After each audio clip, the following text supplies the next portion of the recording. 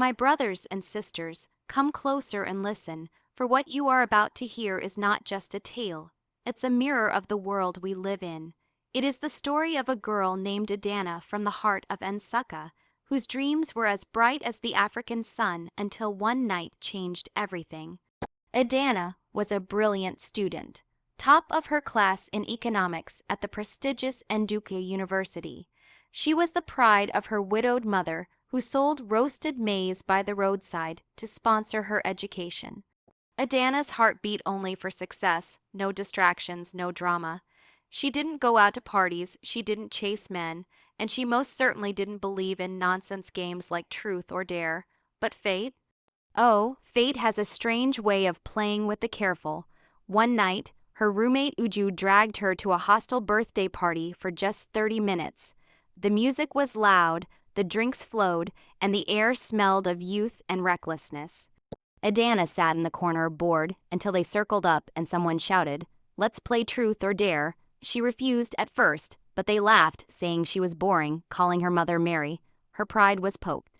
She agreed. Just one round, the bottle spun, it landed on her, the room roared, the question came, truth or dare? She answered with a brave voice, "Dare." Uju smirked and said, "I dare you to kiss your crush." The room froze. Adana's crush, they didn't know. No one did, but her eyes. Traitors betrayed her. They flicked ever so slightly, to the back of the room, where a man stood quietly, older than the rest, Professor Ekin. Yes, her lecturer, 37, handsome, brilliant, and married. The room exploded in chaos. Someone said, "Is it not just a kiss? A beg. She should do it." The crowd chanted. Ekin, to everyone's shock, didn't stop them. He smirked and opened his arms as if to say, "I won't bite." Adana, flushed and pressured, walked up and kissed him on the lips for just 1 second, but that second rewrote her destiny. Days passed. She avoided his class, humiliated and confused, but he began to notice her. He called her to his office for academic advice. He sent her books, flowers, notes. She resisted at first. She knew he was married.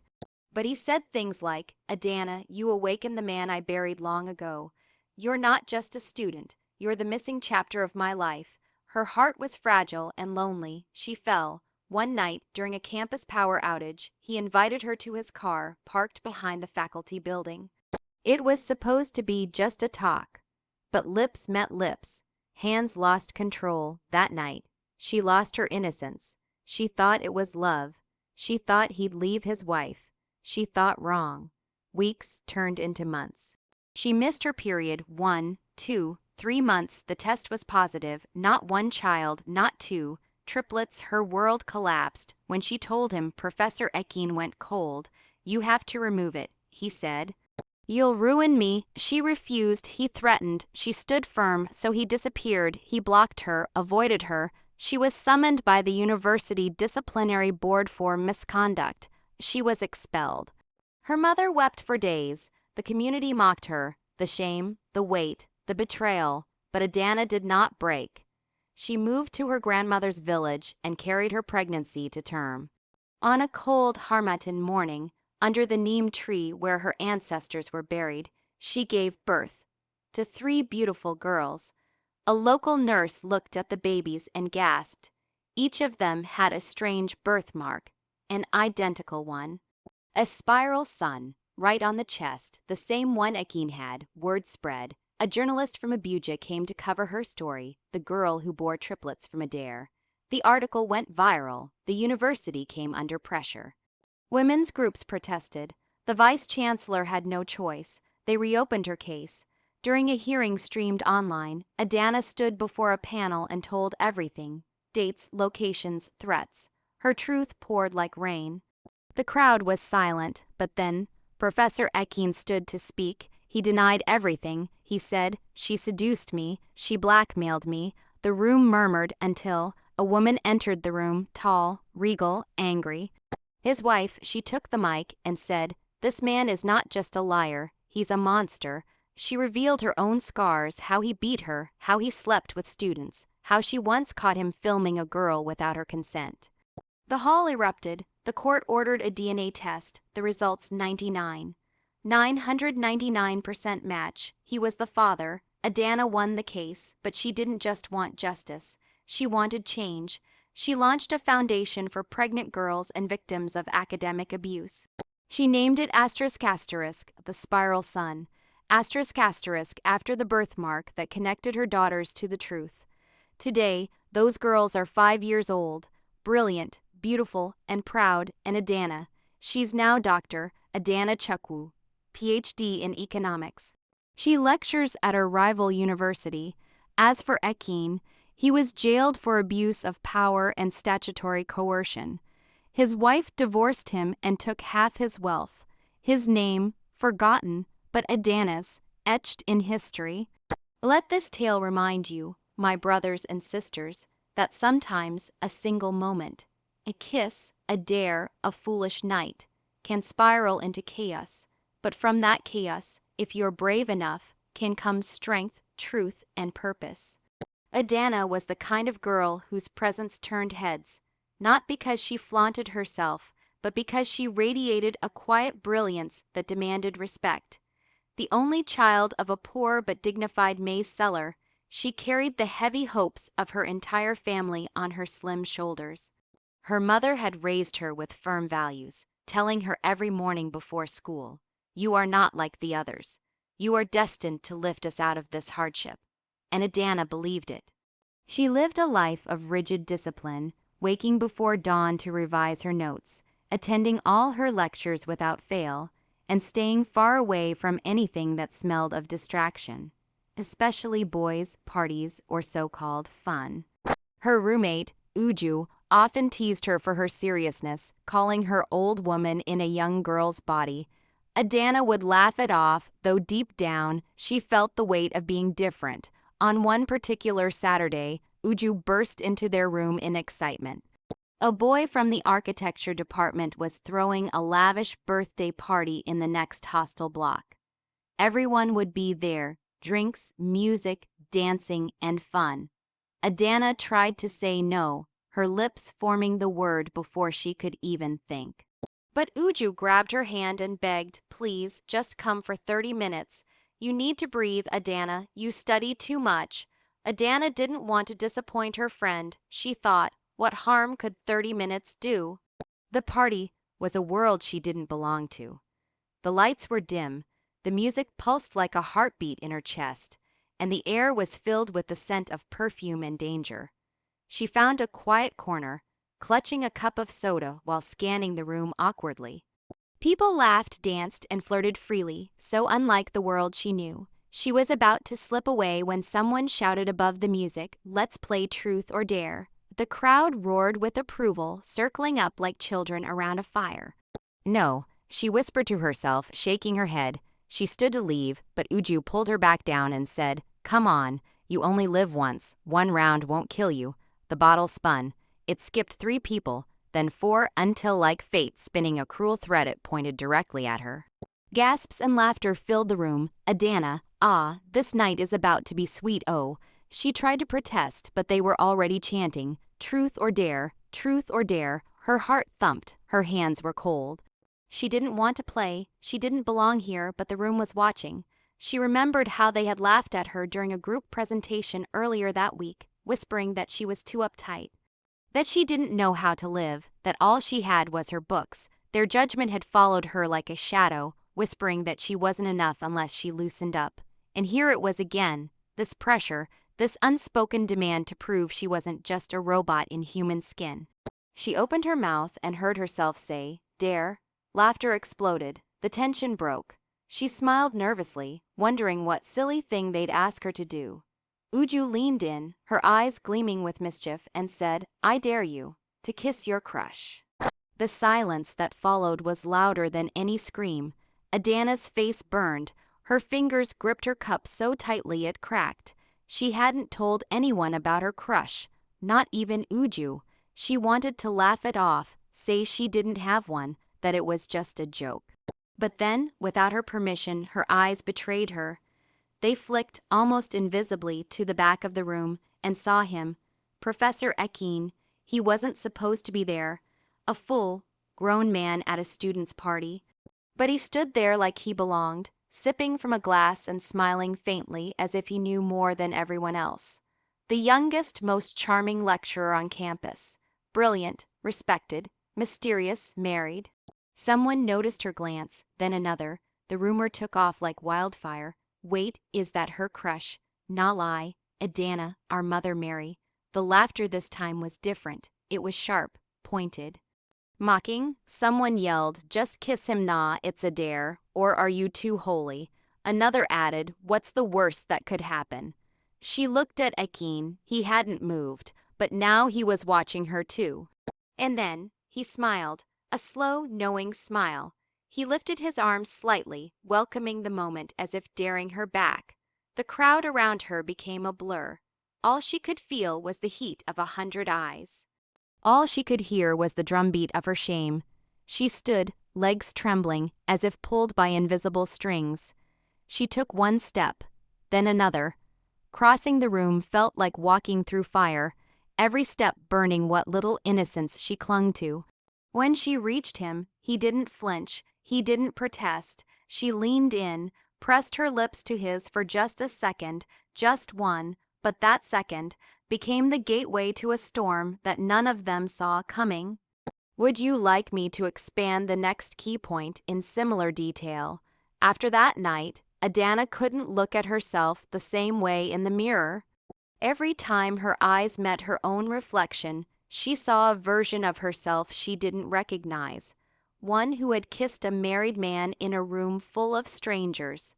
It was supposed to be a joke, a dare, something to laugh about and forget the next day.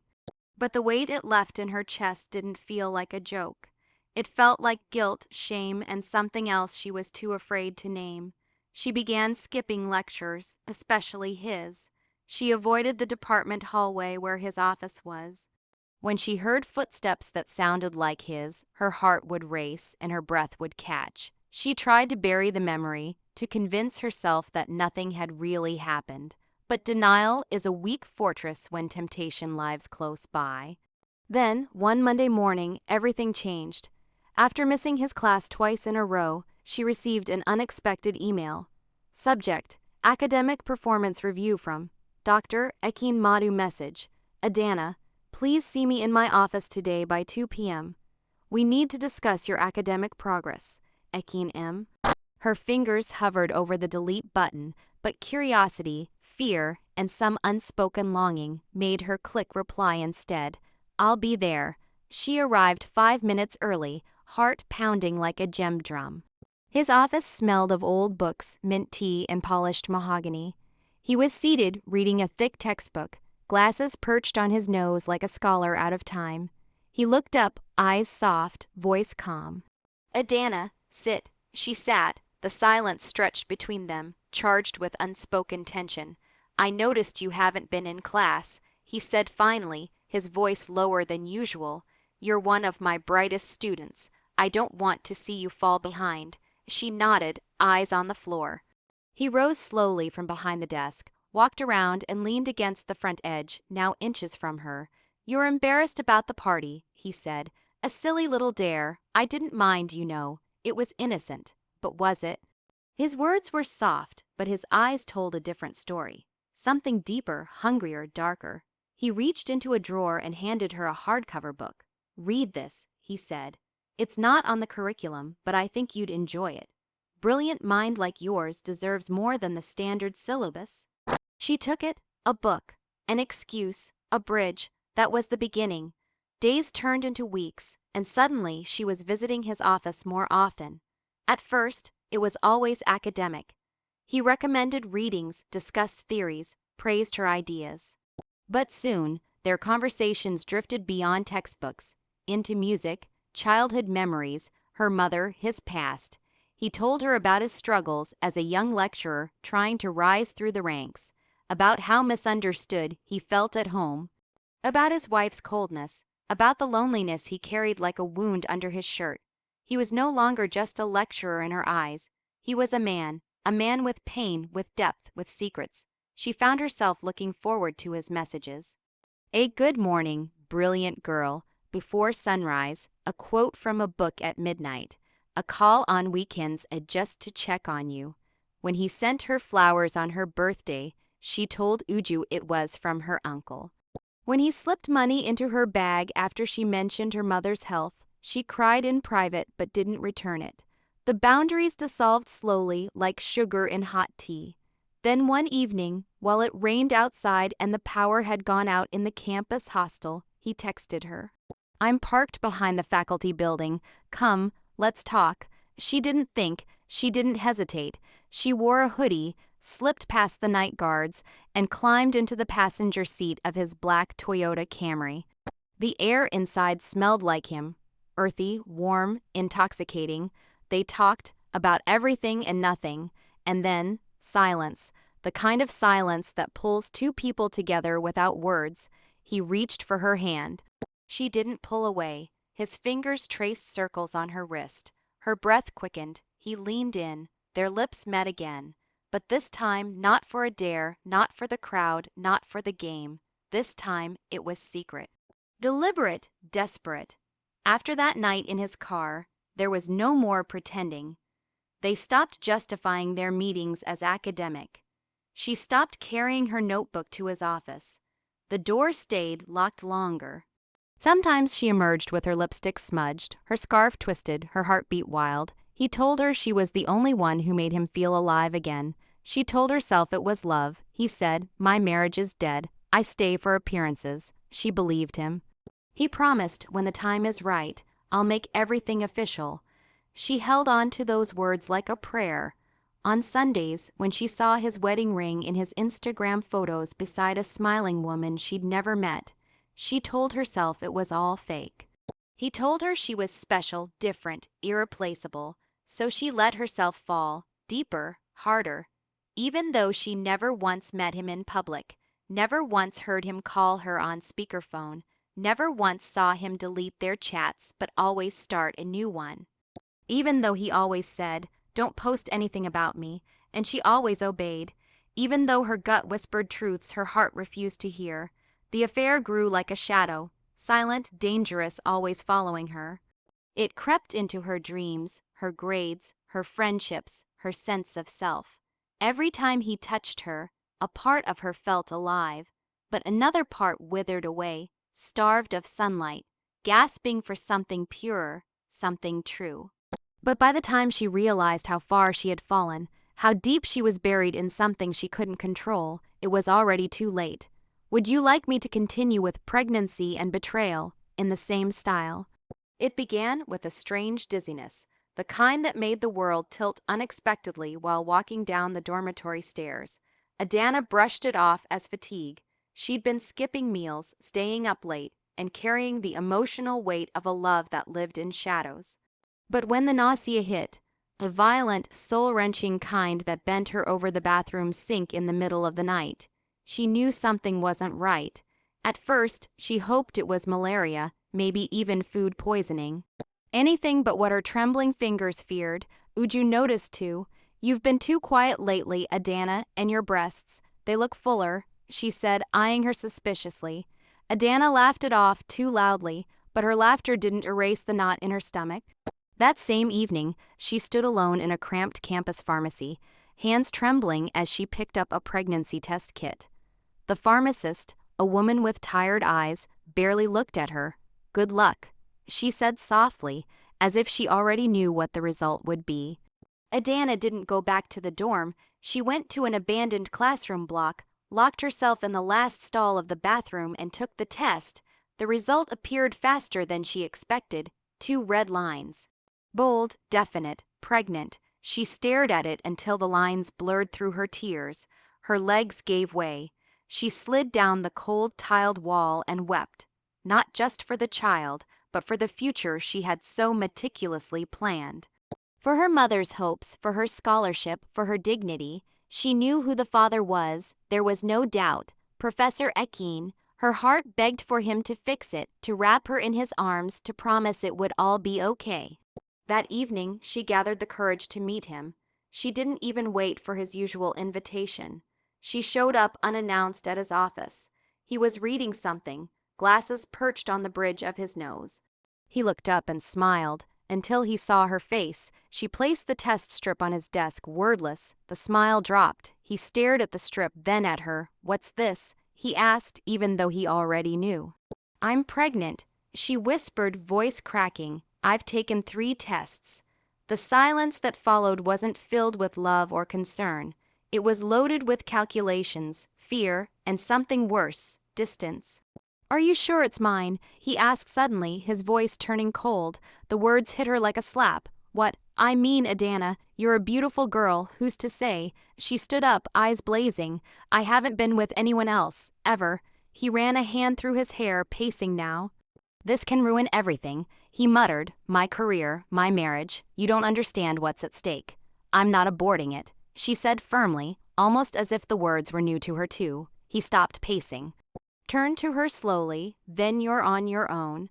It felt like the floor vanished beneath her feet. "You said you loved me," she whispered. "You said I was different." His eyes narrowed. "I said a lot of things, but now we have to be practical."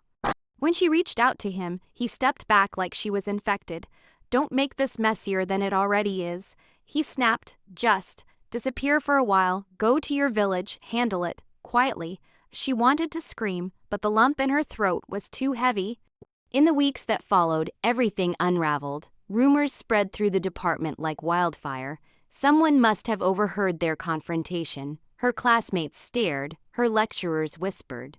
The dean summoned her. A disciplinary panel was set up. Accusations of inappropriate student conduct were thrown at her without even giving her a chance to speak. She was suspended, pending further investigation. She walked out of the campus gates for the last time with her head down and her world in ruins. Uju tried to reach out, but Adana was too ashamed, too broken to answer anyone's calls. She returned to her grandmother's crumbling mud house in Antige village, far from the gossiping mouths of campus. Her mother, shocked and heartbroken, wept for 3 days. "You promised me," she kept saying over and over like a prayer that had failed. The pregnancy was not easy. She was constantly sick. Her belly swelled faster than normal, and the local midwife whispered that she might be carrying twins, or more. The villagers mocked her. "University girl returns home with a belly full of shame," they said. Children pointed and laughed. Old women cursed under their breath when she walked by. Her mother barely spoke to her. But one night, under the pale light of a flickering oil lamp, her grandmother placed a warm hand on her belly and whispered, "This child, these children, will change your life. Don't let the world bury you alive, Adana." That was the first night she slept without crying. The betrayal still lived in her heart like a parasite. The man she once thought was her destiny had discarded her like a used napkin. His silence screamed louder than his words. He had cut all communication. Blocked her on every app. Disappeared into the comfort of his normal life, while she fought to breathe with 3 lives growing inside her. And when the time came, pain unlike any she had ever imagined tore through her body like lightning. She was screaming, drenched in sweat, gripping her grandmother's hand until her fingers went numb. The birth took over 8 hours, and then they came, one after the other. 3 cries, 3 souls. 3 children born into a world that hadn't asked for them, and as she stared at their faces, so perfect, so fragile, she noticed something. Each of them, without exception, had a birthmark, a spiral-shaped sun. Faint but unmistakable, she had seen that mark before, etched into the shoulder of the man who had broken her. The same mark Professor Ekin bore, and in that moment, something shifted in her. Would you like me to continue with shame and expulsion? Or move on to mysterious birthmarks expose the truth, next in this same deep and suspenseful tone? Adana returned to the city with her 3 babies wrapped in faded Ankara cloths, their tiny breaths rising and falling in rhythm with her own exhausted sighs. Her body was weaker now, her spirit worn thin. She hadn't come back out of bravery, but necessity. Her grandmother had died 2 weeks after the birth. Her mother, still disappointed and burdened, was barely managing a small roadside stall in the village. There was no food left, no money for baby clothes, no diapers. The future looked like a long, winding tunnel with no visible light. Her plan was simple: appeal to the university's board, ask for reinstatement, and beg for mercy. She knew it wouldn't be easy, but she hadn't imagined it would be cruel. Her appearance at the campus gates caused an uproar. Students who hadn't seen her in nearly a year gasped at the sight of her, pushing twin prams, one borrowed, one bought from a second-hand market, along the same tiled halls she once glided through with books pressed to her chest. Whispers filled the air like flies. "Is that not Adana? She carried 3 babies. I heard it was a lecturer. One big man. She used to be the top student. Used to." That phrase haunted her like a shadow. She met with the university board under a tent in the admin block. The babies asleep in the corridor, watched by Uju, who had not only forgiven her silence but stood by her with a fierceness only true friendship could provide. Adana wore the same dress she had defended her final project proposal in loose now, faded but ironed with shaky hands. She sat across from 5 stern-faced academic officials. Among them, she saw a familiar face. Dr. Ekin. He did not look at her, not once. The vice-chancellor, an aging man with glasses that slid down his nose, opened the meeting with the tone of someone reading a funeral notice. "Miss Adana N. Woy, we've received your letter of appeal. We are aware of your situation." He didn't say pregnancy. He didn't say babies. He didn't say betrayal. Instead, he used situation. The polite umbrella for scandal, sin, and shame. She explained herself quietly, respectfully. How she'd fallen pregnant. How the lecturer involved had denied responsibility. How she was raising the children alone. How she had never compromised her grades. How she wanted only a second chance to complete her degree. They listened in silence, faces unmoved. Then came the questions. From the woman in charge of student affairs: "Did you engage in sexual relations with your lecturer while still his student?" From the registrar: "Why didn't you report the affair earlier if it wasn't consensual?" From the dean: "Is there any proof that the man you claim is the father is actually the father?" And from Dr. Ekin himself, without lifting his eyes from his notepad: "What assurance does this board have that you will not bring further embarrassment to the institution?" Her throat burned. Embarrassment, that was what they called it. Not abuse of power, not emotional manipulation, not professional misconduct. No, it was her they viewed as the problem. Her, a young girl who had fallen for a man twice her age, a man who had promised her love and protection. Her, a mother of 3, who had chosen to carry her babies into the world rather than vanish in shame. Their decision came in a sealed envelope handed to her by a security officer at the campus gate 2 days later. Permanent expulsion, not suspension, not probation. Expulsion, no chance of appeal, no graduation, no degree, no redemption. Uju read the letter beside her and started crying before Adana did. But Adana's tears didn't come immediately. She stood there, holding the letter in one hand and rocking the smallest baby with the other, blinking into the bright afternoon sun like she was trying to burn the pain out of her eyes. When the news spread across campus, opinions poured in like a flood. Some students said she deserved it. Others whispered that she was a scapegoat, a lesson for other girls who got too close to lecturers. The department washed its hands of the scandal. Dr. Ekin went on with his lectures, unbothered, even promoted months later after publishing a journal article that conveniently left out the footnotes of his private sins, and so Adana became invisible. Not just to the institution that once praised her brilliance, but to the very system that had failed her. Her phone buzzed with rejection emails from job boards and internship programs. Her once promising CV was now a paper soaked in disgrace. Employers asked why she hadn't finished university. She told them life happened. They didn't ask further. They didn't call back. Every door she knocked on closed politely, yet firmly, in her face. Even back home, the whispers returned. Her mother stopped introducing her to visitors. Church elders skipped over her when giving advice to the youth. The same girls who once admired her for her eloquence and ambition now looked away when she entered the local kiosk with one baby strapped to her back and two others crying in her arms. No one wanted to know her story. They only wanted to repeat what they'd heard. She felt like a ghost, present yet unseen, and all the while, the betrayal burned beneath her skin like a fever she couldn't sweat out. Not just the betrayal of Ekeen, who had denied and discarded her, but the betrayal of a system that judged her while protecting him.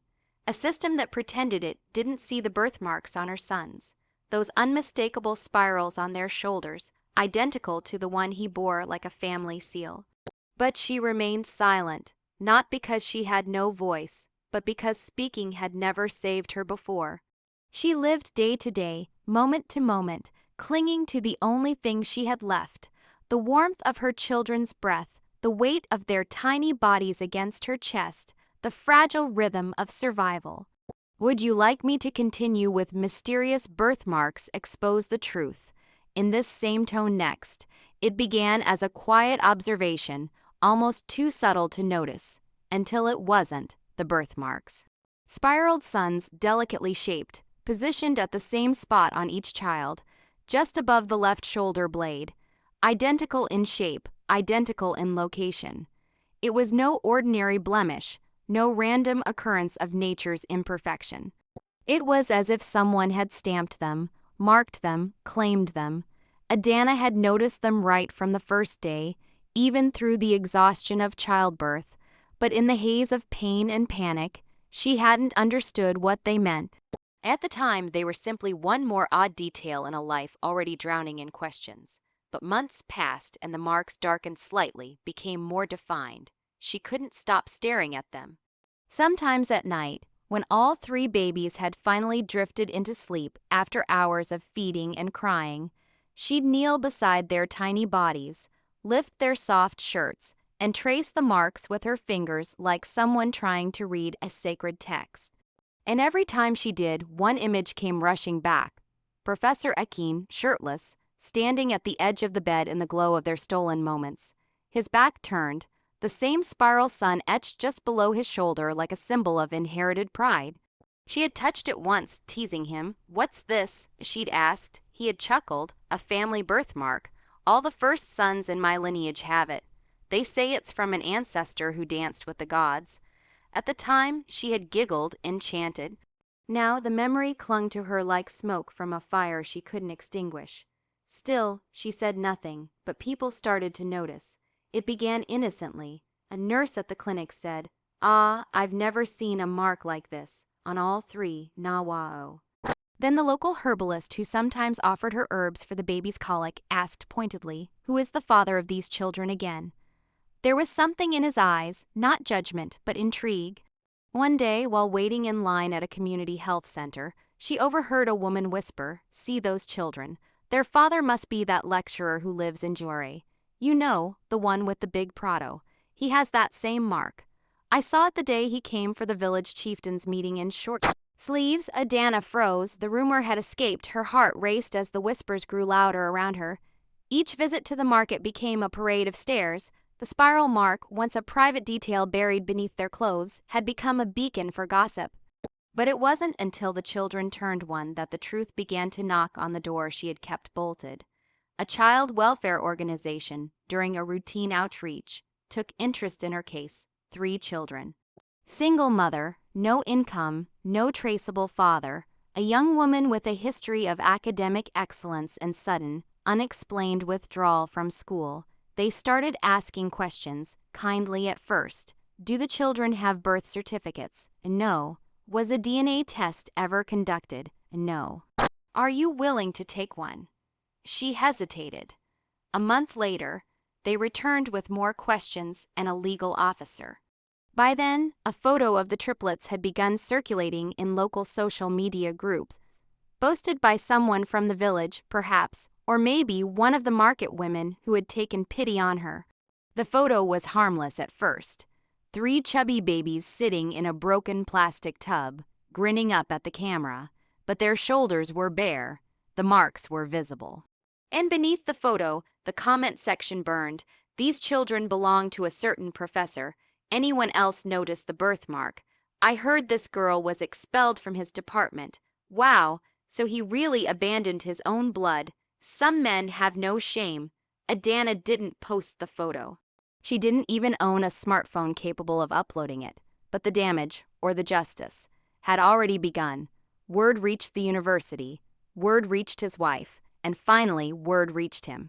Professor Ekin arrived one quiet evening in a black SUV, its tires kicking up dust along the narrow village path like a storm announcing itself. Neighbors watched from their windows. Children froze mid-play. He stepped out of the vehicle in a crisp white shirt, sunglasses pushed to the top of his head. He looked thinner, older, like someone who had not been sleeping well. He didn't knock. He stood at the threshold of Adana's grandmother's hut, staring down at her as she held one of the babies in her lap, rocking him to sleep. "Can we talk?" he asked, voice low. She didn't answer. His eyes wandered to the child's exposed shoulder. He stiffened when he saw the mark. Then another baby crawled toward him from inside, shirt halfway up. Another mark, and the third, asleep in the corner, rolled over as if fate itself had chosen to show him what he had buried. 3 spirals, 3 undeniable truths. He began, but his voice cracked. He rubbed his forehead and turned his face away. "I never told anyone," she said finally, her voice hollow. "Not the school, not the village council, not even your name." He didn't reply. "You knew," she added. "You knew from the moment you saw the test. You knew when I showed you the results. But you chose your career, your image, your lies." He swallowed hard, shame etched across his face like cracks in glass. Then the third child stirred and began to cry. She stood up calmly, bouncing him in her arms, whispering comfort. Ekin stared at her, and for the first time, something broke in him. Not pride, not anger, but the crushing weight of consequence. Because the spiral didn't lie, because no matter how many titles he held, how many articles he published, or how many suits he wore, there were 3 living, breathing, spiral-marked children who carried the truth of who he really was. And that truth had a face that now stared back at him with wide, innocent eyes. Would you like to proceed with confrontation, confession, and collapse in this same emotionally intense and suspense-driven style? The truth was no longer a secret. It had erupted like a long, smothered flame, catching dry wood and dry hearts alike, setting aflame not just conversations but consciences. And it was not Adana who lit the match, but the people. The watchers, the unheard, those who had long suffered in silence under the weight of titles, positions, and polished lies. It began as whispers online, posts and photos of the triplets with their unmistakable spiral birthmarks, contrasted side by side with screenshots of Professor Ekin at a public university ceremony where he had rolled up his sleeves. The resemblance was uncanny. The children's faces, their skin tone, their eyes. No one could deny it any longer.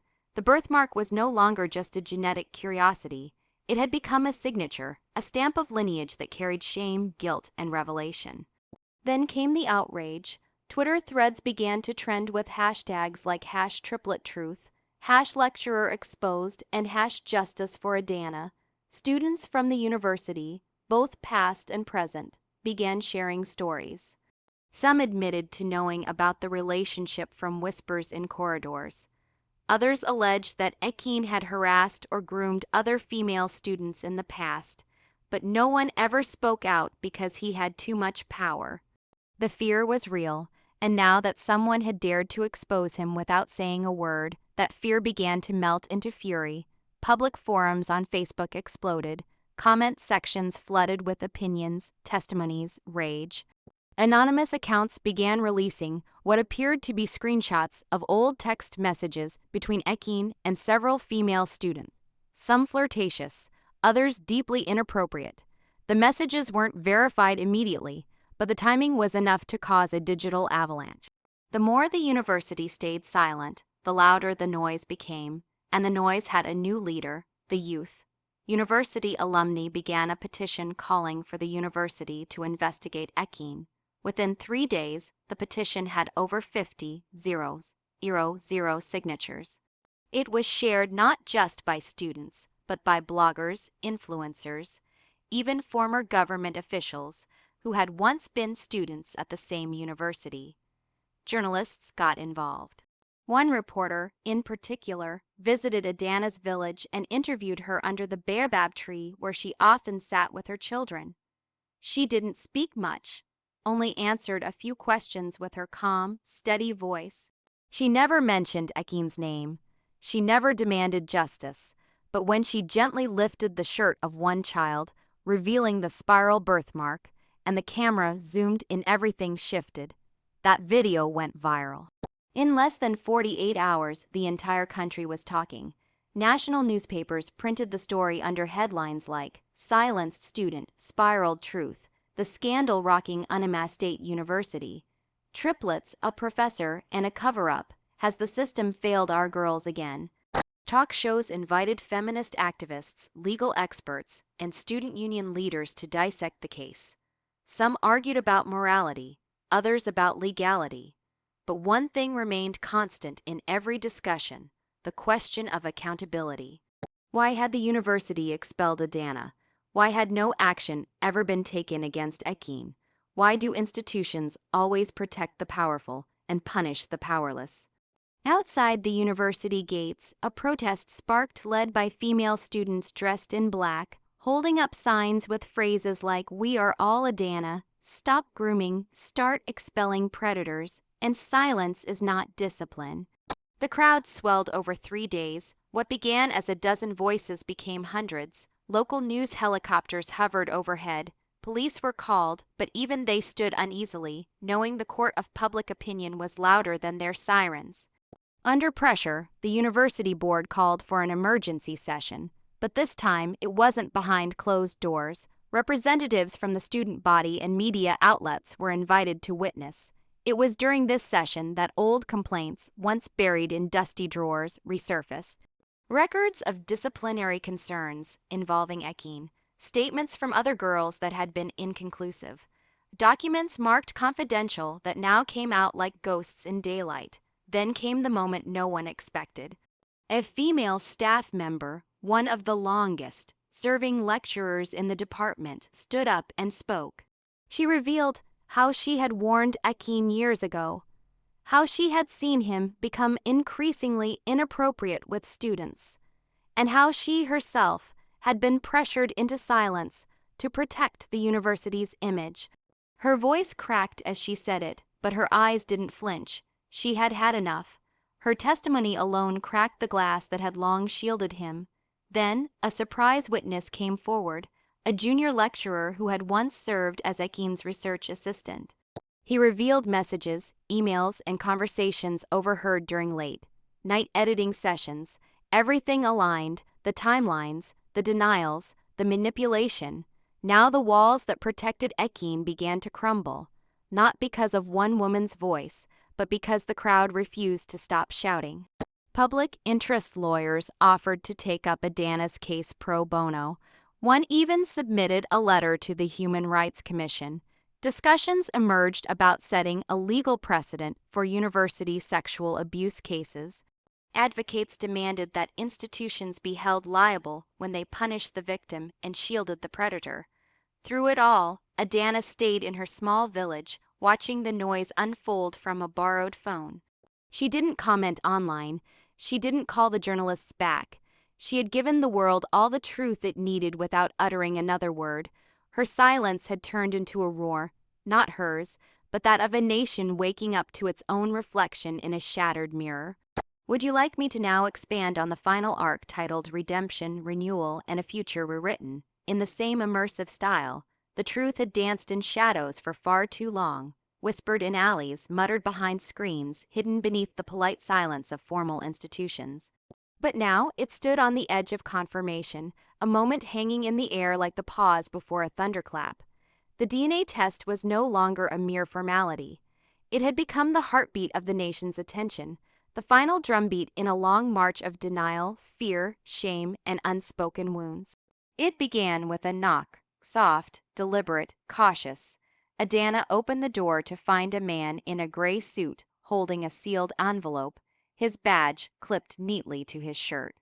He introduced himself as a representative of the legal aid clinic that had taken up her case, courtesy of one of the public interest lawyers who had watched her story unfold online. "We have the results," he said, voice neutral but eyes heavy with what he already knew. She didn't reach for the envelope. Her arms were full, two of the triplets squirming in her hold while the third clung to her wrapper. The man, sensing the weight of the moment, placed the envelope gently on the small wooden table inside and stepped away. That envelope sat untouched for hours. Adana swept, she fed the children, she fetched water, but she didn't open it because she already knew. The world already knew, and yet the need for that single sheet of paper, to see it, to hold it, to have the truth carved in scientific ink, was undeniable. Meanwhile, the university's legal team, under mounting public pressure, had also initiated their own investigation. Professor Ekin had been summoned, not just by internal committees, but by state authorities. He had maintained a calm, even dignified, exterior, but those closest to him had seen the tremble in his fingers, the way he now avoided mirrors, how he'd stopped wearing short sleeves altogether. For a man who once commanded respect with his charm and eloquence, he had become a ghost of himself. The demand for a DNA test came formally, from both the university's internal review board and a civil court inquiry launched by the Human Rights Commission. It was not a request, it was an order. And this time, not even his connections, not his degrees or his accolades or the awards lined up on his office shelf, could save him from what was coming. He tried to resist, claimed he had never been contacted about paternity, that Adana had never named him, that the story had been sensationalized beyond the realm of fact.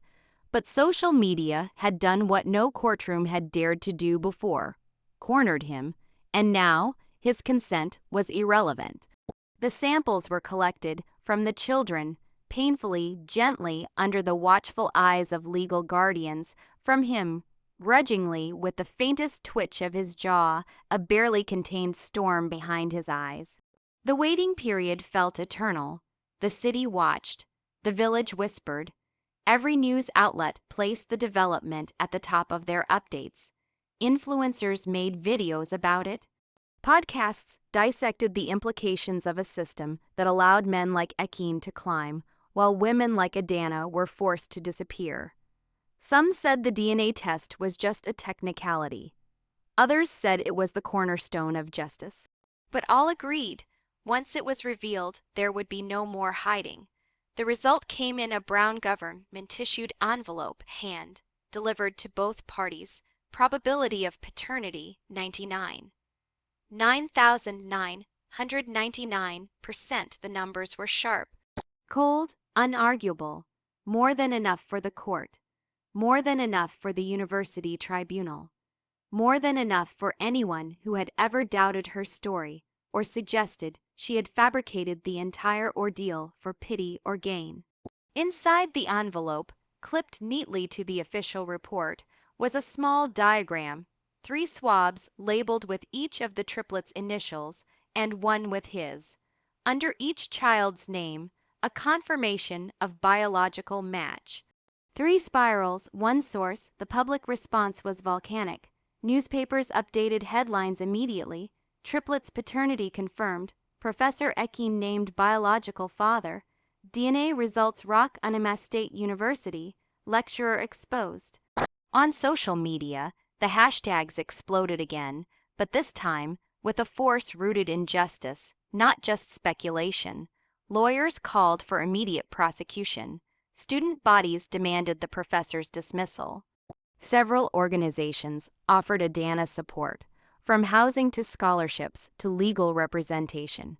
In his compound, Ekin sat alone, the envelope unopened on his glass table, though he had already received the news through 3 different official channels.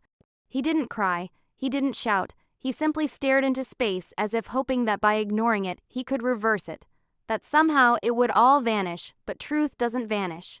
Especially not when it's multiplied by 3 and carries your eyes, your skin, and your very mark etched onto their backs like ancestral evidence. For Adana, the report changed everything and nothing at once. Her heart did not leap with joy. Her knees did not buckle with relief. She simply sat in silence, the 3 children playing at her feet, blissfully unaware of the storm that had been weathered on their behalf. Because the paper was proof, yes, but she had known the truth long before science caught up. She had lived it, bled for it, been buried under it. And now, as the world read the results and debated outcomes, she simply watched the wind rustle through the grass outside her home, thinking not of what had been proven, but what it had cost to prove it. Would you like the final expanded section, redemption, renewal, and a future rewritten? To complete the full 3,000-word arc in the same tone, the storm had passed, but not without leaving deep grooves in the earth and deeper scars in the hearts of those who had lived through its wrath. What Adana had endured would have broken many. It should have shattered her. It tried to bury her under shame, silence, and societal rejection. But instead, from the ashes of betrayal and humiliation, she had emerged, not just alive, but transformed. Not untouched, but unbowed. Her survival wasn't just survival. It was a quiet, powerful rebellion. In her small village, where whispers once followed her like shadows, there was now a reverent silence whenever she walked by. The same women who had once closed their doors when she passed now stopped to greet her, some with soft apologies in their eyes, others with hesitant smiles, unsure of how to bridge the gap between old judgment and newfound admiration. The children in the neighborhood, who had once been forbidden to play with hers, now ran freely with the triplets, laughing under the midday sun. What had once been seen as a scandal had, over time, become a symbol of endurance, of truth, of strength carved from suffering. Adana never asked to be a symbol. She never craved the attention, the recognition, or the redemption that eventually arrived like the slow blooming of a stubborn flower. But she had become one nonetheless. Offers began to come in quiet at first, then louder and more frequent. NGO reached out to her with scholarship programs, offering her a chance to return to school, to rewrite the part of her life that had been abruptly stolen from her. One international women's rights organization even invited her to speak at a conference, offering to sponsor her travel and accommodation. She declined politely at first. She didn't see herself as someone who spoke at podiums or shook hands in conference halls. But the triplets, her reason for breathing her walking heartbeats, deserved a world where their mother stood tall, so she said yes. That trip changed her. For the first time in her life, she stepped out of the village with her head held high, not just as a survivor, but as a storyteller. As a woman whose voice, once dismissed, now echoed in rooms filled with decision makers and policy shapers, she stood on a stage in a distant city, her voice calm but piercing, telling her story without embellishment or fury, just truth. The room sat still, breaths held.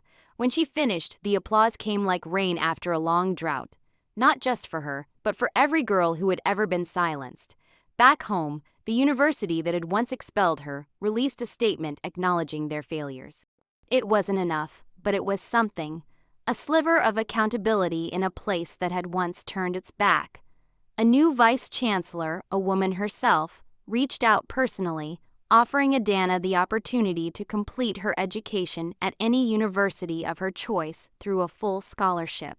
This time, there would be no conditions, no traps, no shadows lurking in classrooms or lecture halls. With her return to academia, Adana began again, not as the naive first-year student who once stumbled into a truth or dare game that altered her life forever, but as a woman shaped by fire, entering classrooms with eyes wide open and spirit unbreakable. She juggled motherhood and coursework with a grace that seemed impossible to those who didn't know her pain. She became a living lesson, not in suffering, but in resilience. The triplets grew alongside her. As their legs grew longer and their curiosity wilder, they started asking questions, not out of confusion, but from the fearless wonder that only children untouched by bitterness can express. Mama, why do people always stare when we walk through the market? Mama, why do we have the same spiral on our backs? Mama, why do some uncles look away when they see you? And with each question, Adana chose honesty, not the bitter kind that wounds, but the kind that arms. She told them they were born of love that turned into betrayal, of a truth that took too long to be heard, of a fight that only grew stronger when everyone wanted it silenced. She told them their marks were not shameful, they were powerful. Ancestral symbols, yes, but also scars of victory. Opportunities blossomed like wildflowers in the years that followed. She was invited to join a women's advocacy board in her district. Her story was included in a national curriculum designed to teach students about gender-based violence, consent, and systemic injustice. Even lawmakers referenced her case while drafting new protective legislation for students across the country. Still, her life was not a fairy tale. There were hard days, nights where the weight of her past pressed down like a boulder, mornings when she stared into the mirror and had to remind herself that healing wasn't linear, that some wounds reopened when you least expected it. But now she had tools, she had a community, and above all, she had her children, who reminded her daily why she fought in the first place. She didn't erase the past. She didn't pretend the tragedies hadn't happened. Instead, she wore them like armor, each memory a plate of steel, each tear a reforging flame. And from it all, she built a future that didn't just belong to her, but to every girl watching from afar, wondering if survival was possible, if justice was real, if life could bloom again after being crushed underfoot. Would you like me to now compile the entire story with all sections into a complete 3,000-word script ready for video narration, ending with a like and subscribe prompt in the end? Adana's story was not just about pain or betrayal. It was about courage rising from the darkest corners, about a young woman who refused to be silenced or broken. The triplets she bore, symbols of a truth that could no longer be hidden, became living proof that even the deepest wounds can give birth to new life, new hope, and new beginnings. Her fight sparked change, not just for herself, but for countless others who had suffered in silence. The university was forced to reckon with its failures, laws were reconsidered, and the voices of the vulnerable grew louder, stronger, impossible to ignore. And while the scars remained, Adana walked forward, not as a victim, but as a warrior. A mother, a beacon of strength in a world that had tried to dim her light. If you liked this video, please like and subscribe for more stories that reveal the power of truth, resilience, and hope.